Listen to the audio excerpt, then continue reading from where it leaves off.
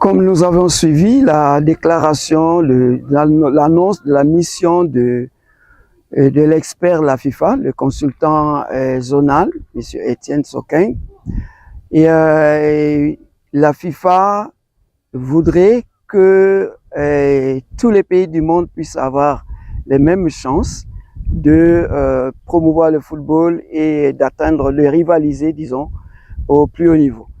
Et donc nous avons obtenu la validation du projet de développement et soutien technique de la FIFA que nous avions introduit depuis 2022 et qui est en cours d'exécution. Et là, l'expert est venu pour voir à quel niveau nous sommes.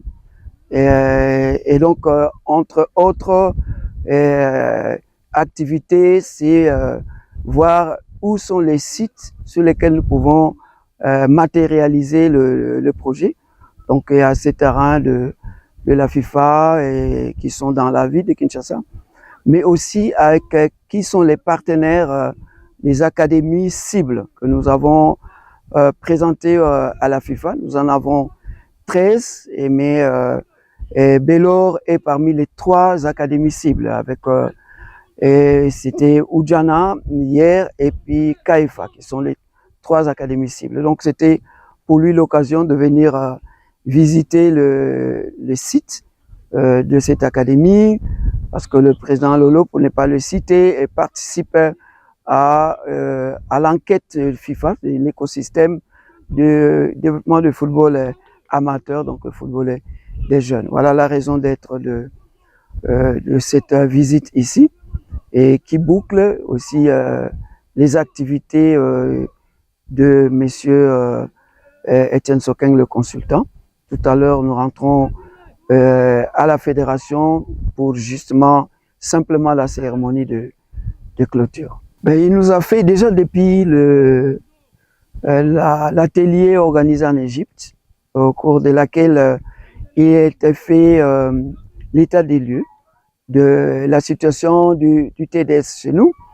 Et donc cela, hier, j'ai fait, en tant que directeur national, la présentation de l'état des lieux du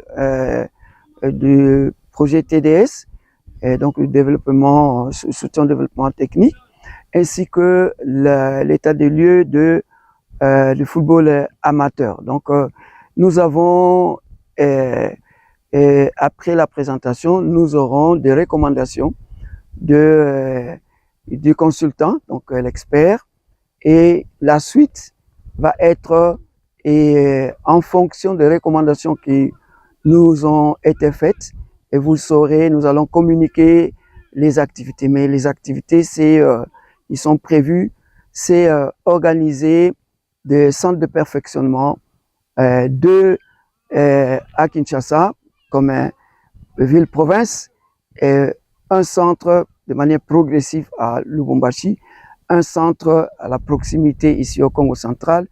L'idée, c'est qu'on puisse organiser dans toutes les provinces plus tard, et cela va nécessiter plus de moyens, l'investissement de la fédération, des gouvernements provinciaux, pour qu'on puisse étendre les activités. Mais sinon, dans le cadre du projet TDS, parce que les moyens sont limités, nous allons d'abord lancer très prochainement la détection dans les sites que je viens de citer. Après cette détection, les jeunes qui seront détectés vont être formés. C'est pour les 2 versions masculine et féminine. Ils vont être formés, suivis par des encadreurs de la fédération, et avec au moins minimum 3 entraînements par semaine, sinon 5 entraînements par semaine avec un match. Et les meilleurs des meilleurs iront prochainement en 2025. Nous pensons que la fédération va réussir cette fois-là à lancer l'académie de la fédération, qui est logée, qui sera logée à notre site de centre technique Kourara. Et comme ça, les meilleurs des meilleurs vont intégrer la sélection nationale, et avec l'intention pour nous que nous puissions verser dans la sélection nationale, qui vont nous jouer pour les qualifications de la CAN et la Coupe du Monde en 2026. Donc là, la catégorie concernée par ce projet de la détection, c'est les moins de 15 ans, donc les 13 et 14 ans, 14 ans et demi. Mais aussi, par ricochet, il a rencontré, dans le cadre de l'état des lieux de développement du football amateur, donc football amateur, tout ce qui n'est pas professionnel. Donc, les football des jeunes et les championnats des ligues des ententes.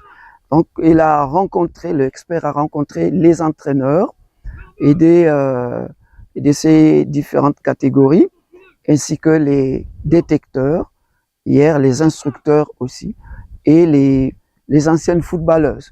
Pour ce qui est spécialement les anciennes footballeuses, l'expert a voulu les motiver à se reconvertir après le terrain, à se reconvertir dans tout ce qui est les domaines qui concernent la pratique du football, l'administration, pas nécessairement l'entraîneur, mais l'administration, l'encadrement technique, l'arbitrage, et c'est le message qu'il a lancé hier. Je me présente, Charles Mpenze, entraîneur licence B fédérale, et je suis encadreur des jeunes dans notre centre CFORBEL ici à Kinshasa. Moi personnellement, c'est de faire progresser les jeunes débutants. Ils viennent passer leurs tests ici. S'ils réussissent, on les prend et puis on commence à les former durant une durée déterminée. Et puis voilà, on les fait toujours progresser ici au CFORBEL. Malheureusement pour vous, nous on fait durant toute l'année. Pour compléter l'effectif, puisqu'il y a deux catégories qu'on a. Il y a les I17 et I15.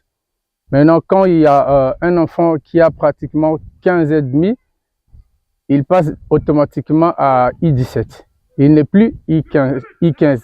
Là, il faudrait le remplacer.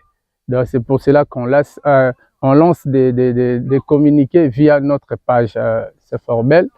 Il y a nos chargés de presse qui gèrent ça. Et puis nous-mêmes, nous donnons des communiqués pour que les enfants puissent venir. On ne les ramasse pas, on met des communiqués et puis les enfants ramènent leurs enfants ici. Et puis on fait la détection si l'enfant réussit. Et puis il y a d'autres tests qui vont suivre et puis voilà. On ne peut qu'être émerveillé par rapport, nous c'est la qualité. Déjà, on a sorti des gars comme Mbokani. Actuellement, on a un joueur au niveau de Don Bosco, le milieu de terrain, qu'on a les pires produits de notre centre. Il y a aussi un arrière droit, dont ils sont en deux. Donc, ils défendent toujours la couleur de notre centre CFORBEL. On a sorti des gens, Jean-Marc Makoussou, de Dieu merci Mbokani, de Bedimbenza, pour ne citer que c'est là-dedans. C'est une meilleure école, je dirais. Meilleure école de la capitale. Donc, on ne peut qu'être émerveillé par rapport à ce qui se passe maintenant. Recevoir la visite des gens de FIFA, ça nous met aussi en confiance de mieux faire les choses et puis de continuer. Un camp de vacances qui va débuter bientôt là. Et puis, il y aura un internement. On attendait à ce que les enfants puissent finir avec les examens. Maintenant, ils vont venir 2-3 semaines pour l'internement et puis il y aura championnat de I15, I17, I20. Nous sommes inscrits, donc on va faire ça. Donc voilà. On a déjà des bonnes relations avec les TP Mazembe, Don Bosco, Maniema aussi, puisqu'on a un joueur là-bas à Maniema, l'arrière droit, donc Lina, Bokombo Lina. Il y a deux joueurs, ils étaient partis au TP Mazembe, mais on les avait prêtés dans le Don Bosco pour prendre un peu du temps de jeu. Donc voilà, il y a des très bonnes relations. Donc, et puis on est ouvert à tous les clubs. S'ils peuvent venir nous contacter, en tout cas on est là. Il y a des bons éléments, des bons athlètes pour qu'ils puissent servir leur club.